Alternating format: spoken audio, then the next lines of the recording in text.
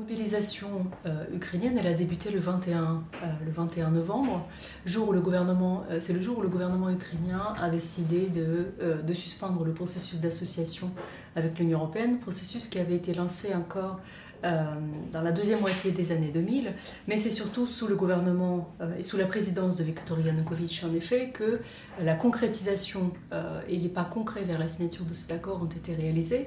Et donc il existait au cours notamment de l'année 2013 une sorte de grand consensus au sein de l'Ukraine au sujet de la signature de cet accord d'association. Et d'ailleurs je tiens à préciser que le président Yanukovych lui-même s'est fait élire en 2010 sur cet engagement de signer l'accord d'association avec l'Union européenne. Par ailleurs, son parti politique également, en 2012, au moment des élections parlementaires, donc, a beaucoup exploité cette donnée européenne, cet avenir européen donc, de l'Ukraine. C'était une grande surprise le 21 novembre, cette annonce de suspendre, cette décision de suspendre le processus d'association, et donc un certain nombre de militants de la société civile, et notamment des journalistes aussi, journalistes indépendants, qui ont appelé les Kieviens principalement d'abord à se rassembler sur la place de l'indépendance, donc le Maïdan, pour protester, essayer de peser sur cette décision du gouvernement, en sachant que la signature de l'accord était prévue pour le 28 novembre à Vilnius. Et donc dans les premiers 10 jours, cette mobilisation essentiellement et principalement citoyenne fonctionnait donc sur Maïdan avec des rassemblements du soir à partir de 18h et donc des veillées de nuit organisées sur place également.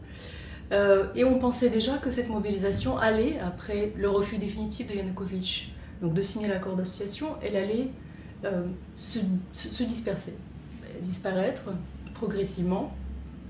Et donc en tout cas que l'ampleur de la mobilisation allait se réduire considérablement, sauf que les autorités ont joué la carte de la répression. Dans la nuit donc, du 29 au 30 novembre, le mouvement a été réprimé, et il s'agissait surtout de très jeunes étudiants qui étaient sur place et qui jouaient un rôle clé dans cette mobilisation dans les premiers 10 jours, donc qui ont été sévèrement réprimés par la police. Et cette répression, donc, au lieu de faire peur, au lieu d'étouffer la mobilisation, l'a relancée encore une fois, puisque à partir du 1er décembre, on a vu déjà des centaines de milliers d'Ukrainiens, venus d'ailleurs de différentes régions d'Ukraine, se réunir sur Maïdan pour ces grands rassemblements du dimanche. Et donc à partir du 1er décembre, le mouvement a fonctionné de cette manière-là, avec une occupation permanente de la place de l'indépendance, ce qu'on appelle une cité détente, qui est un assez vieux répertoire d'actions propres à l'Ukraine, puisque pour la première fois, une cité détente a été dressée sur cette même place, qui à l'époque s'appelait place de l'indépendance, déjà en octobre 90. Donc il y a eu cette cité détente, fonctionnement permanent, avec des manifestants, des protestataires qui se relayaient régulièrement, une sorte de rotation qui avait été mise en place, et des grands rassemblements du dimanche, où là, on a vu à plusieurs reprises, il y a eu, je crois, entre 8 et 9, une dizaine de grands rassemblements de dimanche, entre le 1er décembre et fin du mois de novembre, de janvier, donc des grands rassemblements protestataires. Et ensuite, je pense qu'il y a une troisième phase dans cette mobilisation, c'est le 19 janvier. Le 19 janvier, où, face au refus des autorités de faire des concessions, ne serait-ce que quelques concessions en lien donc avec les revendications de la mobilisation, les protestataires ont essayé de se rendre vers le bâtiment du Parlement. Ils en ont été empêchés par les cordons de police, et c'est là où les violences, le premier épisode violent a éclaté, alors que pendant pratiquement 2 mois, la mobilisation est restée pacifique. Cette mobilisation sur la place est un phénomène en soi, avec une sorte de division spontanée de travail. Je parlerai d'une division spontanée entre diverses associations. Il y a une grande diversité d'associations, de mouvements qui existaient auparavant, avant donc la mobilisation, et qui sont créés juste dans la mobilisation elle-même, d'initiatives personnelles. Et donc il y a une sorte de division de travail entre d'abord les leaders politiques qui, eux, négociaient avec les autorités, donc les leaders des 3 partis politiques, qui essayaient d'encadrer cette mobilisation, sans cependant parvenir vraiment à en prendre la direction, puisque la composante civique est restée quand même extrêmement importante.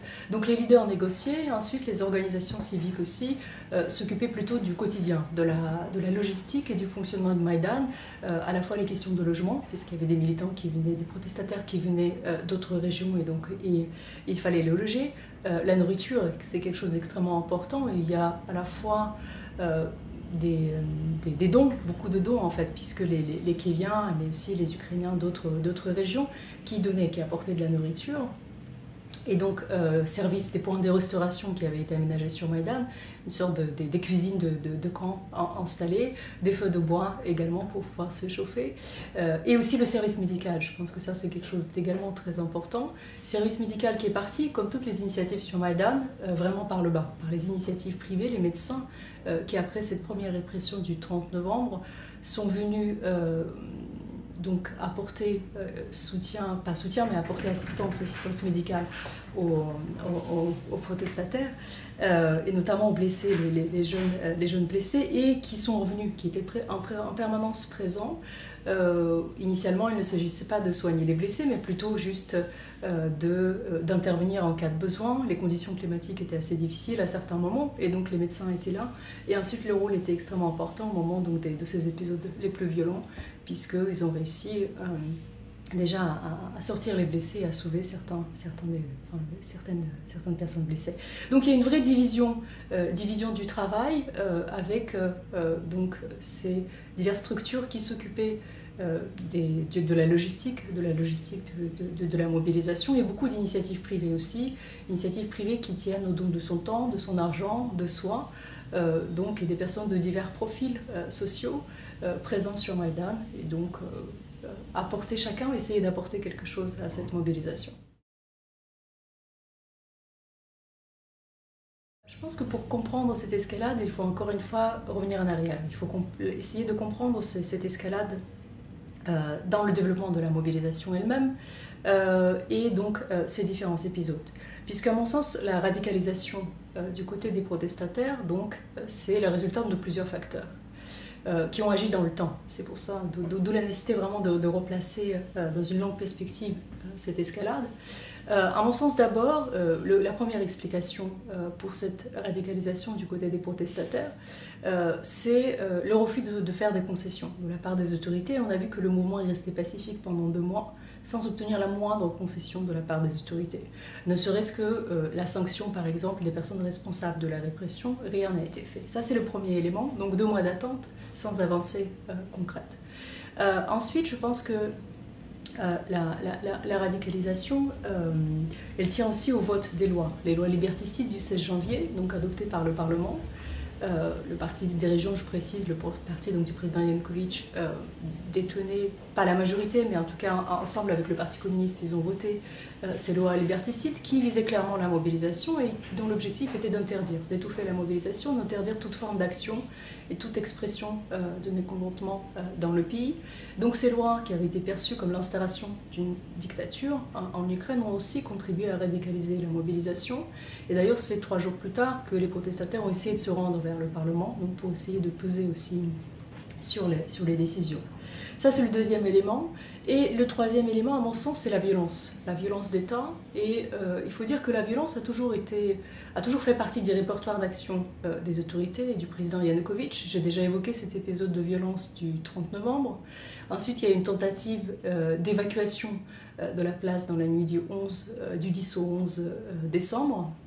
Et ce qu'on a vu vers la fin du mois de décembre et au début du mois de janvier, c'est une sorte de répression très ciblée qui touchait les militants les plus actifs, les protestataires les plus actifs et les mouvements qui avaient émergé dans la mobilisation, par exemple le mouvement des automobilistes, Automaïdan, qui était très actif à la fois, ils effectuaient des patrouilles dans la ville, mais aussi assuraient la logistique de la mobilisation. Donc ils ont été visés, puisqu'ils avaient organisé une visite vers la résidence du chef de l'État, cette résidence luxueuse à une vingtaine de kilomètres de Kiev. Et donc ils ont été touchés par la répression, on a retiré les permis à un grand nombre donc, des représentants de ce mouvement. Donc répression ciblée, mais cette répression elle devient généralisée à partir du 19 janvier, donc après les premiers affrontements avec les protestataires. Et là on a vu à la fois un usage disproportionné de la violence de la part des forces de l'ordre, avec des tirs à balles réelles, tirs démentis par les autorités, mais ce qu'on a vu en effet, enfin les balles que les médecins avaient réussi à extraire des corps prouvaient effectivement qu'il s'agissait de tirs d'armes à feu et non pas d'armes à balles avec des balles à caoutchouc. Et donc ça c'est d'un côté cet usage disproportionné de la violence par les forces de l'ordre, et de l'autre côté l'État a délégué la violence aussi à des agents provocateurs privés. Le terme employé en Ukraine, c'est le terme titouche, qui est donc des jeunes recrutés contre une rémunération un peu dans les différentes régions d'Ukraine et amenés à Kiev pour semer la violence, pour s'attaquer à des manifestants aux abords du Maïdan, pour s'attaquer à des voitures, etc. etc. Et donc je pense que cet usage à la fois démesuré des armes à feu par les autorités, mais en plus recours à la violence privée de la part des autorités, ces deux éléments ont aussi contribué à radicaliser la mobilisation, et c'est dans ce contexte-là que doivent se comprendre finalement les événements du 18 février et du 20 février, les deux journées les plus meurtrières dans l'histoire de cette mobilisation. Ce qui se passe le 18 février, c'est que les protestataires décident d'aller vers la Rada également, alors que tout le quartier administratif est bouclé par la police. Il y a des cordons de police depuis déjà au moins 2 mois en place. Et donc c'est là où les affrontements entre les forces de l'ordre et leurs agents provocateurs et les protestataires, donc de l'autre côté, éclatent. Et voilà, donc je pense que l'escalade, vraiment, il faut la resituer dans ce long processus de radicalisation et dans l'interaction avec les autorités, puisque la violence de l'État est là aussi elle stimule cette radicalisation aussi du mouvement.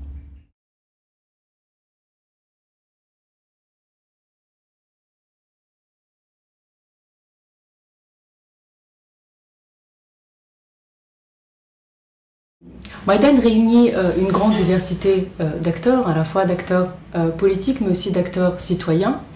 Le mouvement a commencé lui-même en tant qu'un mouvement citoyen, donc à l'initiative des représentants de la société civile, des militants de la société civile, mais aussi des journalistes indépendants. Et dans un premier temps, le mouvement étudiant était également extrêmement présent dans les premiers 10 jours de la mobilisation. Ensuite, à partir du 10 décembre, les partis politiques parlementaires ont rejoint également cette mobilisation et ont essayé d'en assurer la direction, sans cependant avoir un mandat inconditionnel dans cette direction. Et donc ces 3 partis, c'est d'abord donc le parti de Yulia Tymoshenko, Batkivshina, qui tout au long de la mobilisation était dirigé donc par Arseniy Yatsenyuk, puisque Tymoshenko se trouvait en prison. Ensuite, le parti de Vitali Klitschko, Udar, et le 3e parti, Svoboda, de l'Ertiarnibok. Donc ces 3 partis ont mis en place un état-major de la résistance qui essayait de coordonner les activités de Maïdan, le fonctionnement de Maïdan.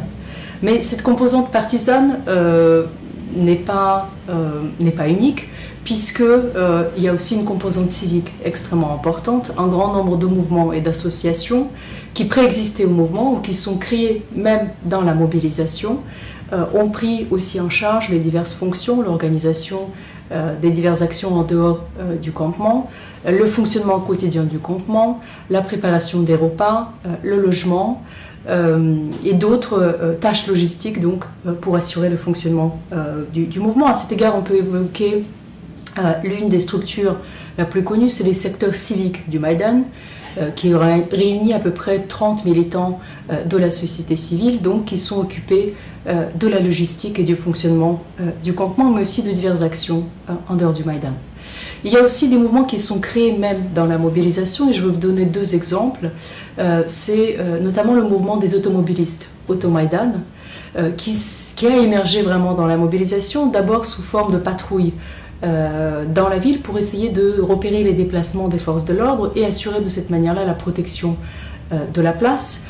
Mais ensuite, ils sont impliqués également dans la logistique et dans le fonctionnement quotidien, amener des voitures alors que la police de la route bloquée, par exemple, a acheminé des repas ou encore des médicaments sur Maïdan alors que la police de la route bloquait les accès au site. Ils ont aussi initié une nouvelle forme d'action, c'est ces visites vers les résidences luxueuses des hauts représentants donc, du régime de Yanukovych, notamment les visites à Mejgiri.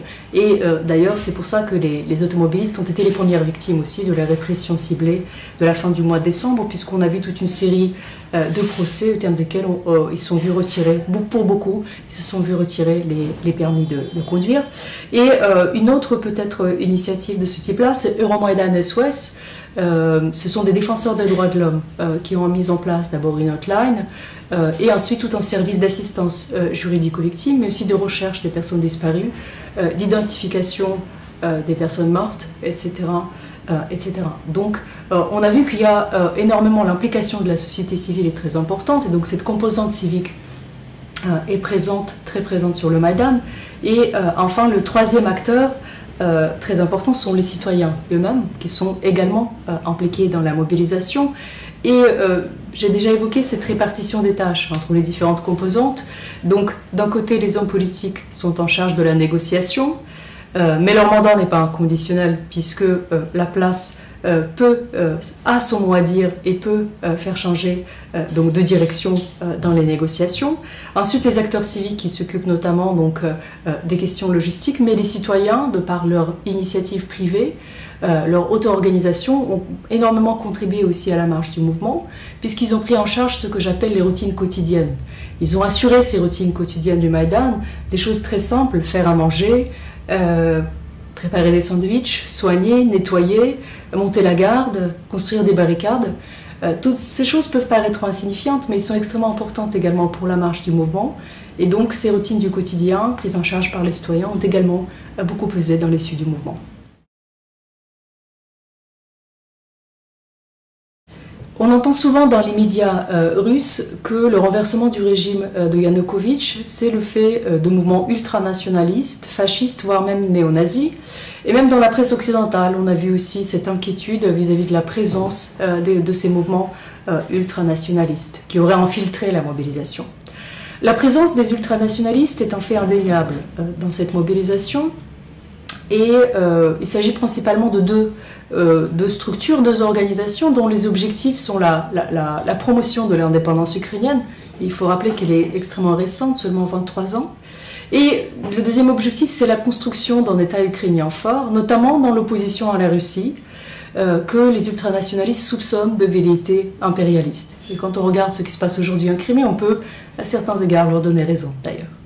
Donc le premier mouvement, c'est le parti Svoboda, Liberté, qui a été mise en place au début des années 90 sous un autre label, le Parti social et national de l'Ukraine, mais qui a changé de label, donc qui a été baptisé Svoboda en 2004, et qui est entré en politique d'abord au niveau régional, dans les régions de l'Est de l'Ukraine, là où se situe l'électorat donc de cette formation politique ultranationaliste. Et puis en 2012, Svoboda est entré au Parlement, puisqu'ils ont recueilli à peu près 10% de suffrages au niveau national, et ils disposent aujourd'hui de 36 sièges sur 450 au Parlement. Je dirais que Svoboda, de par son entrée au Parlement, s'est beaucoup parlementarisé et intégré les méthodes basées sur la négociation et la recherche d'un compromis. Et d'ailleurs, je dirais aussi que Svoboda les militants de Svoboda et le leadership de Svoboda sortent perdants de la mobilisation, dans le sens où tout le monde pensait qu'ils allaient incarner la radicalité dans la mobilisation. Or, ce qu'on a vu, ce sont d'autres acteurs qui ont pris en charge, qui ont assumé la responsabilité de ces actes les plus radicaux. Et Svoboda aujourd'hui est entré au gouvernement également, puisque son leader donc, a été en première ligne, a participé également aux négociations avec le président Yanukovych. Mais cette participation est minoritaire, ils ont reçu 2 portefeuilles, plus ministériels, 2 portefeuilles ministériels, plus un poste de vice-premier ministre, ainsi qu'un poste de procureur général. Donc ça c'est pour le premier mouvement. Le deuxième mouvement qui, lui, à la différence de Svoboda, s'est créé dans la mobilisation elle-même.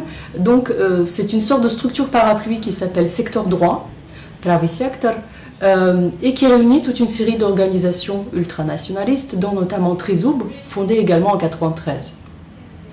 Le secteur droit et ses militants étaient présents sur le Maïdan dès le début également, puisqu'ils ont intégré l'une des 40 ceinturies du service d'autodéfense de Maïdan, et donc ont assuré toutes ces fonctions de sécurité du campement à diverses occasions. Et c'est également le secteur droit qui a revendiqué la responsabilité des actions les plus radicales au moment des affrontements du 19 janvier, affrontements qui ont eu lieu rue Grushevski et qui ont opposé les protestataires donc aux forces de l'ordre.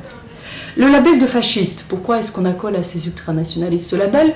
Les deux mouvements, tant Svoboda que le secteur droit, se revendiquent de l'héritage de Stepan Bandera, le leader d'une organisation des nationalistes ukrainiens, donc dans les années 20, 30 et même les années 40, Dans l'historiographie soviétique, Bandera est présenté comme le collaborateur de l'Allemagne nazie, donc un traître bien évidemment, dans le cadre de l'URSS et de ses positionnements, ses relations avec l'Allemagne nazie. Sauf que pour les mouvements ultranationalistes, cette alliance avec l'Allemagne nazie de Bandera n'est qu'une action tactique, toujours dans cette opposition par rapport à l'URSS. L'URSS qui avait organisé un massacre d'Ukrainiens dans le cadre donc, des famines du début des années 30, où à peu près 3,5 millions d'Ukrainiens ont péri. L'URSS qui avait aussi envahi l'Ukraine occidentale à partir de 1939, et donc cette entrée des troupes soviétiques de l'armée rouge était vécue comme une occupation. Donc l'alliance pour les Ukrainiens nationalistes, militants de ces mouvements, l'alliance de Bandera avec l'Allemagne nazie n'est qu'une action tactique, effectivement, pour essayer d'obtenir l'indépendance qui avait été promise par les Allemands, mais qui n'a jamais été accordée finalement à l'Ukraine. Et donc le label de fasciste a été utilisé en URSS pour stigmatiser les collaborateurs, et c'est pour ça aujourd'hui qu'on a ressorti ce label de fasciste, donc appliqué au mouvement ultranationaliste et à leur référence à Stepan Bandera. Mais le point sur lequel je voudrais insister, c'est qu'on ne peut absolument pas réduire le Maïdan donc à ces deux mouvements ultranationalistes, puisque, comme je l'ai montré, il y a une grande diversité d'acteurs. La mobilisation était acéphale et a réuni donc une diversité de mouvements, d'associations, et aussi de citoyens. Et enfin, la radicalisation elle-même, et donc le passage, l'usage de la violence, ça a été le fait certes des ultranationalistes, mais aussi d'anarchistes, de membres d'autres mouvements d'extrême gauche, mais aussi de simples citoyens qui, dans une situation de blocage, mais aussi d'usage disproportionné de la violence à leur égard, ont considéré que ce recours à la violence est le seul moyen.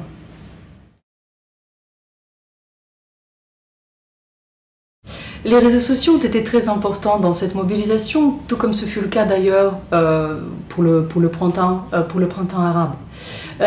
D'abord, les réseaux sociaux ont relayé les premiers messages, les premiers appels à la mobilisation, puisque en effet le 21 novembre, qui est, juste pour rappel, c'est la date anniversaire de la Révolution Orange aussi, et c'est le jour où le gouvernement a décidé de suspendre le processus d'association avec l'Union européenne. Donc ce 21 novembre, plusieurs journalistes indépendants ont diffusé des messages sur Facebook ou Twitter, qui sont les réseaux sociaux les plus utilisés en Ukraine, appelant à la mobilisation donc, et à un rassemblement sur la place de l'indépendance, le Maïdan. La séquence ici, à cet égard, la plus connue, c'est ce message d'un journaliste indépendant, Mustafa Nayem, qui travaille pour une société citoyenne, Hramadske TV, qui a écrit le message suivant. Je réfléchis à descendre dans la rue. Si vous êtes plus de 1000 à aimer ce message, à aimer ce post Facebook, alors je descendrai effectivement dans la rue. Et en l'espace de très peu de temps, ce message a recueilli énormément de likes, ce qui a donc conduit à une mobilisation effective et à l'investissement de Maïdan par les protestataires. Ensuite, les réseaux sociaux ont constitué un puissant moyen d'information. Information d'abord sur les besoins du campement, puisque tous les messages et tous les appels à la solidarité pour tout ce qui est la nourriture, les médicaments et les équipements dont Maïdan avait besoin, tous ces messages étaient reliés également sur les réseaux sociaux, et divers sites se sont créés, ou diverses pages Facebook ou hashtags sur Twitter également pour relayer ce type d'informations. Ensuite, l'information était importante aussi pour mobiliser les citoyens. Je peux donner juste un exemple, mais il y en a beaucoup dans cette mobilisation. Dans la nuit du 10 au 11 décembre, lorsque les forces de l'ordre ont essayé d'évacuer Maïdan, initialement il y avait relativement peu de gens présentes, mais en l'espace de 2 heures, à travers les réseaux sociaux, les personnes présentes ont réussi à mobiliser les Kieviens, donc ils sont arrivés sur le site, et ce qui a permis à la protestation de résister donc aussi à cette attaque des forces de l'ordre. Ensuite, je pense que les réseaux sociaux jouent un rôle primordial dans l'autogestion citoyenne, dans l'organisation horizontale et l'autogestion citoyenne, puisqu'il relaye, il met en contact les personnes qui veulent faire preuve d'initiative, qui prennent elles-mêmes des initiatives et qui cherchent donc des soutiens et obtiennent soutien finalement à travers les réseaux sociaux. Il y a eu une multitude d'initiatives, notamment Житло для Майдану, le logement pour le Maïdan, qui mettait un lien, donc les Kyriens qui voulaient accueillir les protestataires venus de régions et ceux qui avaient besoin, qui cherchaient un logement donc, sur le Maïdan. Les initiatives de covoiturage. Kiev est une grande agglomération et donc il y avait régulièrement des messages relayés sur Facebook. Je vais sur le Maïdan, j'ai 2 places de libre dans ma voiture, je peux vous prendre. Donc les gens se mettaient de cette manière-là en contact. Et peut-être le dernier élément sur les réseaux sociaux, c'est l'importance aussi des flux vidéo diffusés sur Internet, puisque tant les professionnels que les amateurs pouvaient tourner des images directement sur les lieux de la mobilisation, au moment même des affrontements avec les forces de l'ordre, et les diffuser de manière instantanée sur Internet. On pouvait ainsi se trouver à Kiev, à Paris, à Berlin ou ailleurs, et donc ne pas être physiquement présent sur le Maïdan, mais voir ce qui se passait sur le Maïdan ou dans d'autres endroits, notamment au moment des affrontements rue Grochevski. Et à cet égard, je pense que ça a aussi rapproché la mobilisation et a permis de véhiculer un certain nombre de messages, de l'information sur ce qui se passe réellement sur le terrain. Et c'est pour ça qu'aujourd'hui, il est extrêmement important, la présence des journalistes est très importante en Crimée. Les journalistes sont directement visés en Crimée par les militaires russes, puisqu'ils savent à quel point l'information alternative sur ce qui se passe sur place est importante. Et d'ailleurs aussi, sur le Maïdan, au moment des affrontements rue Grochevski, ou dans d'autres moments de confrontation avec les forces de l'ordre, les journalistes étaient expressément visés, et notamment ceux des journalistes qui avaient la caméra, et donc qui pouvaient diffuser en instantané les images de ce qui se passait sur le terrain.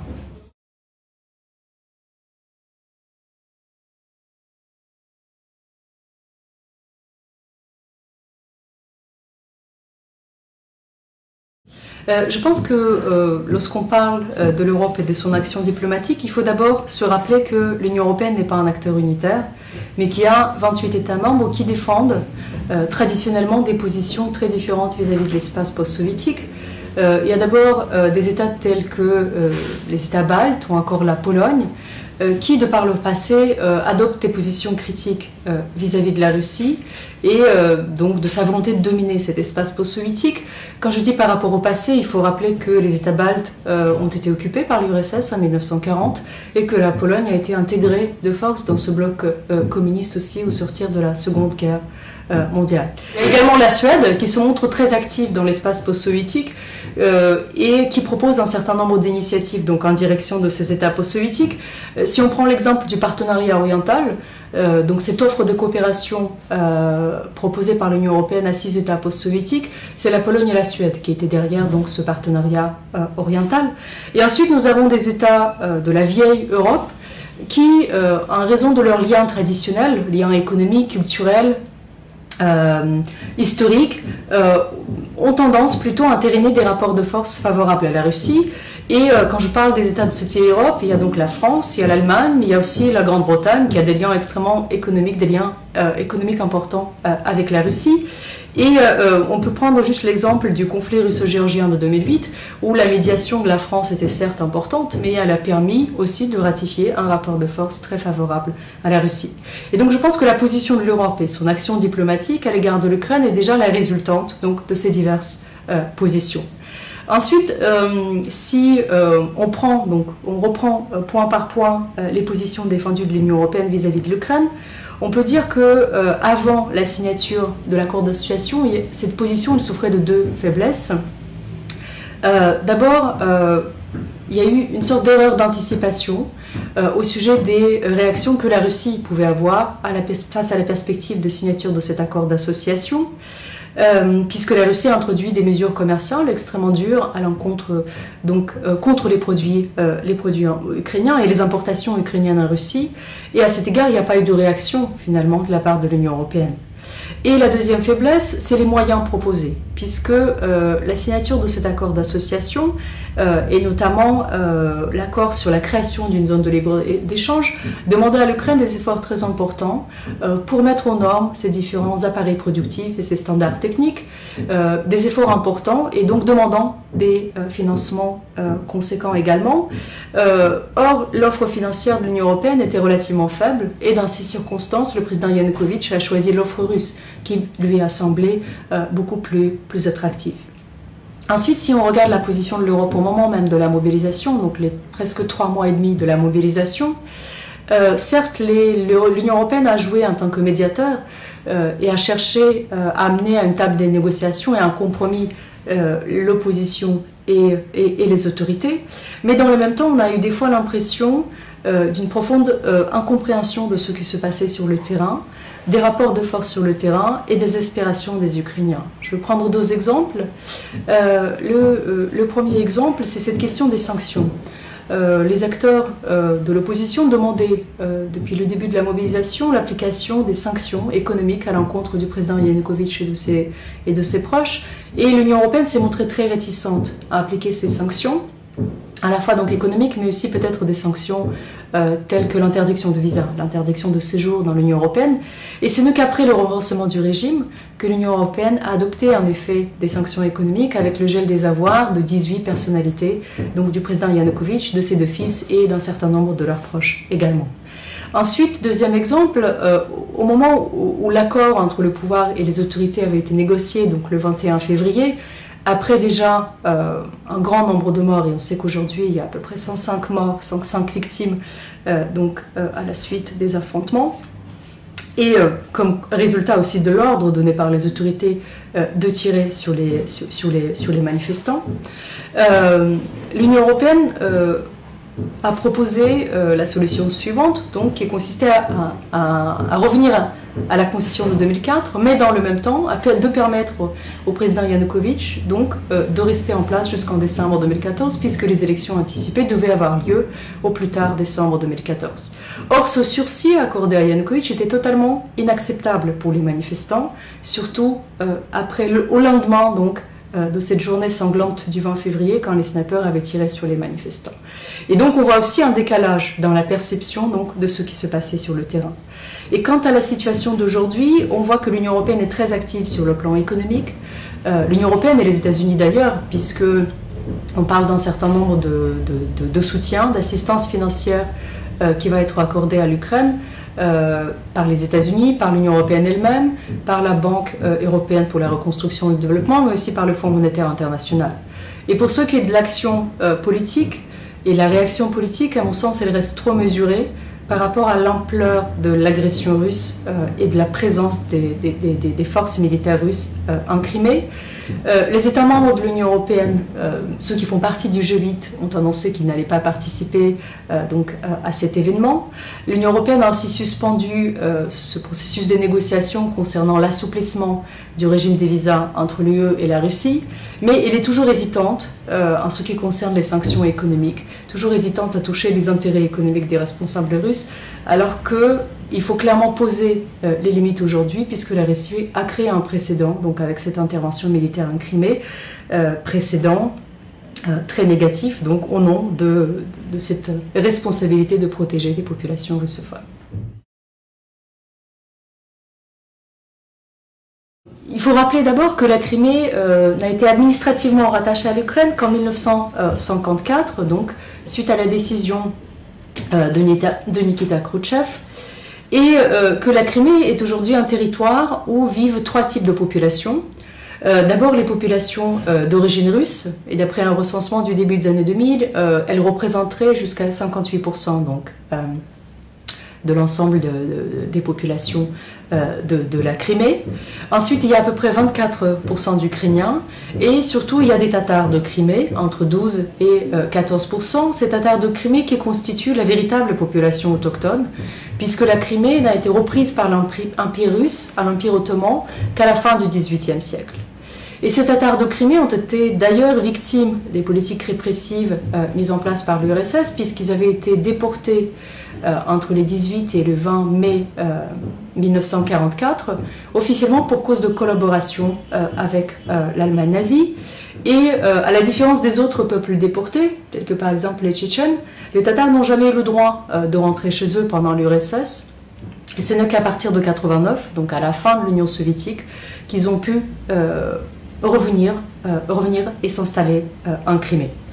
La Russie utilise aujourd'hui cet argument donc de la nécessité de protéger les populations russes et donc russophones contre la menace qui renvoie pour Moscou donc à ce coup d'État, ce qu'elle considère être un coup d'État réalisé à Kiev par les forces ultranationalistes. Et ces ultranationalistes donc menaceraient notamment les droits linguistiques de ces populations russophones. À cet égard, il faut faire juste une petite peut-être précision.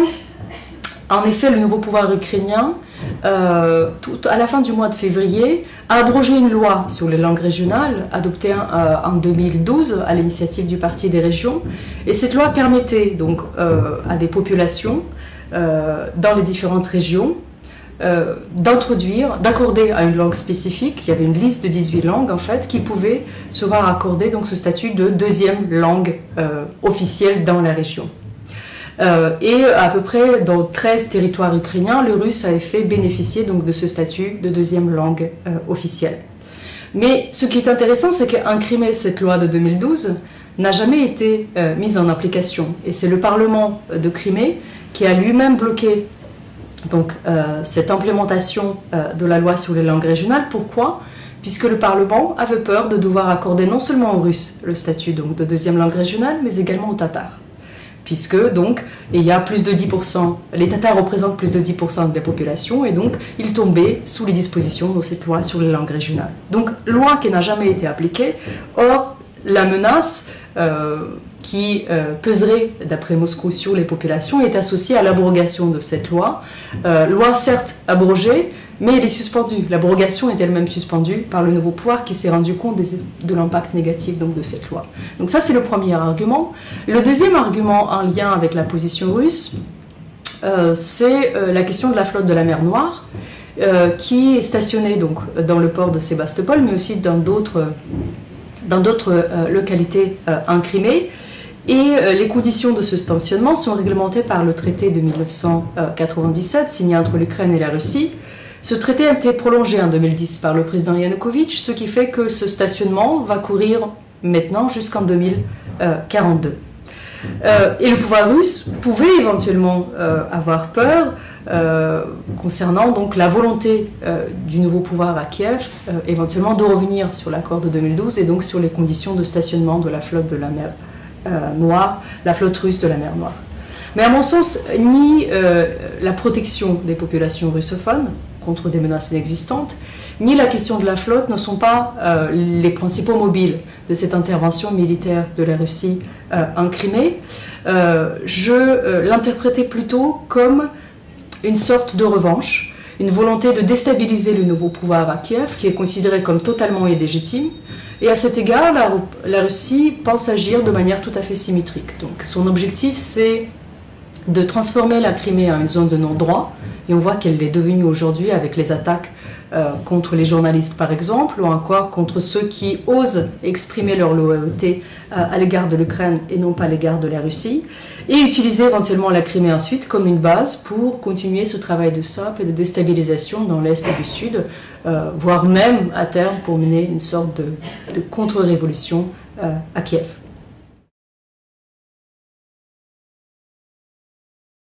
Suite à cette intervention militaire donc, des troupes russes en Crimée, il y a une grande incertitude qui pèse sur l'évolution des événements en Ukraine. Mais si on se situe au plan des processus politiques et économiques d'ailleurs internes, on peut voir 4 grands défis que l'Ukraine doit relever. D'abord, c'est le défi économique, défi du redressement économique, puisque le nouveau gouvernement d'Arseniy Yatsenyuk a hérité des caisses d'État vides et d'une situation économique désastreuse. Ce gouvernement a été donc obligé de décréter une cure d'austérité et donc des coupes budgétaires pour les différents secteurs, notamment l'enseignement, la médecine, et l'assistance d'ailleurs financière promise par les puissances occidentales elle est aussi conditionnée donc, par un certain nombre de mesures économiques qui peuvent avoir des répercussions négatives sur le niveau de vie des populations, notamment d'évaluation de la grivnia ou l'augmentation des tarifs d'énergie. Des mesures certes nécessaires, mais qui peuvent provoquer aussi donc, le mécontentement social dans les différentes régions ukrainiennes. Et donc à cet égard, c'est un grand défi à relever, à la fois mener des réformes, mais éviter une crise sociale. Le deuxième défi, c'est l'organisation de ce scrutin présidentiel qui est fixé au 25 mai. La configuration des candidatures est encore en train de se dessiner, de se préciser, puisque l'enregistrement officiel des candidatures est ouvert jusqu'au 30 mars. Mais on sait déjà, et c'est plus ou moins sûr, que l'ancienne opposition ne présentera pas une candidature unique. On a déjà au moins 3 noms donc, de candidats potentiels. D'abord Yulia Tymoshenko, sortie de prison, qui s'est proclamée candidate. Ensuite Vitali Klitschko, également, donc leader du parti Oudar, qui a été aux premières lignes au moment de la mobilisation. Et également Petro Poroshenko, député, mais aussi riche homme d'affaires, propriétaire de la chocolaterie Rochen, qui a beaucoup souffert de ces sanctions économiques au mois d'août 2013, puisque ces chocolats avaient été interdits d'importation en Russie. Et Poroshenko a toujours apporté son soutien à la perspective européenne de l'Ukraine, d'où d'ailleurs les sanctions donc, qui avaient touché ces produits. Donc du côté des forces de l'ancienne opposition, il y a ces 3 candidats-là. On peut penser aussi que le Parti des régions, qui est en train de réfléchir à un changement de label, va essayer quand même également de présenter son propre candidat et de rassembler son électorat au sud et à l'est de l'Ukraine. Et le nom de candidat potentiel, c'est le nom de Sergei Tygipko. Il faut juste rappeler qu'en 2010, il est arrivé en 3e position. Aux élections présidentielles de 2010, il est arrivé en 3e position, avec 13% de voix. Donc on peut penser qu'à cet égard, il a aussi de bonnes perspectives devant lui, surtout s'il n'y a pas d'autres candidats pour représenter ces régions du sud et de l'Est. Ensuite, le 3e défi à relever concerne le renouvellement des pratiques politiques en Ukraine, puisque cette mobilisation, elle s'est organisée donc autour de la dénonciation de la corruption ambiante autour de la famille Yanukovych, ou encore corruption extrêmement importante dans les tribunaux ou dans la police. Et donc toute une réflexion s'est engagée sur comment assainir les pratiques politiques. Et l'une des solutions proposées, c'est ce qu'on appelle la lustration, mettre en place des politiques de lustration, c'est-à-dire interdire l'exercice d'un certain nombre de fonctions à des officiels qui s'étaient compromis et qui sont responsables donc des faits de corruption, ou de manière plus large aussi, qui sont responsables puisqu'ils avaient appliqué donc des ordres criminels donnés par le régime, notamment l'ordre de tirer sur les manifestants, ou puisqu'ils sont impliqués dans les poursuites criminelles qui avaient été engagées contre les protestataires, donc surtout les 2 mois et demi premiers de la mobilisation. Le défi, pour ce qui concerne la lustration, est le suivant. Il y a beaucoup d'incertitudes aussi sur la manière de définir cette lustration, combien de personnes elle va concerner, quels sont les postes qui vont être protégés, donc interdits